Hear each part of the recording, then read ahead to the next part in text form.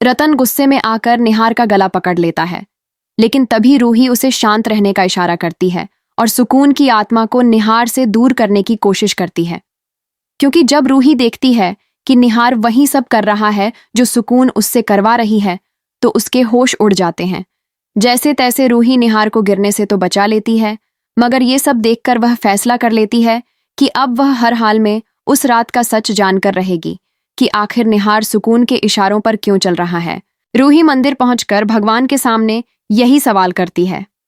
तभी एक चमत्कार होता है और बाबा फिर से उसके सामने आ जाते हैं। बाबा रूही को बताते हैं कि उसके पति पर एक आत्मा का साया है, जिसकी वजह से उनके रिश्ते में दरार आ गई है। ये सुनकर रूही बाबा के चरणों में गिरकर रोते हुए पूछती है कि अब वह अपने पति को उस बुरी आत्मा के साए से कैसे बचाए। बाबा समझाते हैं कि वो आत्मा वहीं जाती है जहां वो पेंटिंग होती है, क्योंकि उसे अपनी सारी शक्तियां उसी पेंटिंग से मिलती हैं। ये सुनकर रूही को सब समझ आ जाता है कि इसी वजह से सुकून ने निहार को कहा था कि वह पेंटिंग रूही से छीन ले।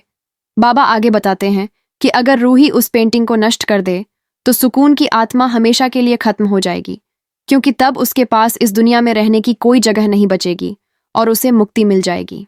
ये सब सुनकर रूही को पता चल जाता है कि अब उसे क्या करना है। वह जल्दी से घर लौटती है और जोही को बुलाकर सुकून का पूरा सच बता देती है कि सुकून एक भूत है और निहार का दिमाग उसके कब्जे में है। ये सुनकर जोही के रोंगटे खड़े हो जाते हैं और वह डर से घबरा जाती है। वह रूही से पूछती है कि अब उन्हें क्या करना चाहिए। रूही कहती है कि जब तक वह पेंटिंग इस घर में है तब तक सुकून भी इसी घर में रहेगी, इसलिए उन्हें जल्द से जल्द उस पेंटिंग को नष्ट करना होगा। मौका देखकर जब निहार और सुकून घर पर नहीं होते, रूही और जोही सुकून के कमरे में पहुंचती है, लेकिन बहुत ढूंढने के बाद भी उन्हें वह पेंटिंग कहीं नहीं मिलती। ये देखकर रूही समझ जाती है कि सुकून ने उस पेंटिंग को कहीं छिपा दिया है ताकि वह दोबारा उसे घर से बाहर ना निकाल सके। रूही सोच में पड़ जाती है कि अब वह क्या करे और कहाँ ढूंढे। तभी जोही के दिमाग में एक ख्याल आता है। वह कहती है कि जब सुकून को रोज अपनी शक्ति के लिए उस पेंटिंग की जरूरत पड़ती है तो आगे भी पड़ेगी, इसलिए अगर वे सुकून पर नजर रखेंगी तो पता चल जाएगा कि सुकून ने वह पेंटिंग कहाँ छिपाई है।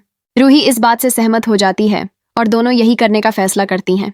उधर जब सुकून घर लौटती है तो वह निहार को भड़काने लगती है कि अब वह रोज रोज उस पेंटिंग के भरोसे नहीं बैठ सकती और अब कुछ बड़ा करना होगा।